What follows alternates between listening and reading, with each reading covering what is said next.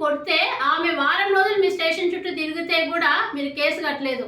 అప్పుడు మహిళా ఐక్యవేదిక సభ్యులు మళ్ళీ వచ్చి మీ దగ్గర అది ఎస్పీ దగ్గర నుంచి రెఫర్ చేయించుకొని వస్తే అప్పుడు మీరు కేసు కడతారు. అది కూడా కౌంటర్ కేసులు.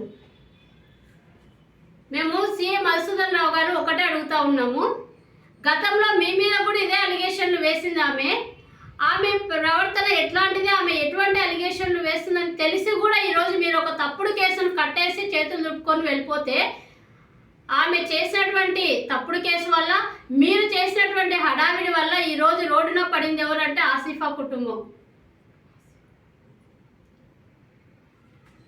ఈరోజు పద్మావతి అలాగే మీరు ఎవరి వ్యక్తి మీద అయితే కేసు కట్టినారో ఆ వ్యక్తి హోంగార్డు, వాళ్ళిద్దరూ కూడా చిన్నపిల్లలు కాదు, మేజర్లు. వాళ్ళ ఇష్ట ప్రకారంగానే వాళ్ళు తిరిగినారు, వాళ్ళ ఇష్ట ప్రకారంగానే వాళ్ళు చాటింగులు చేసుకున్నారు.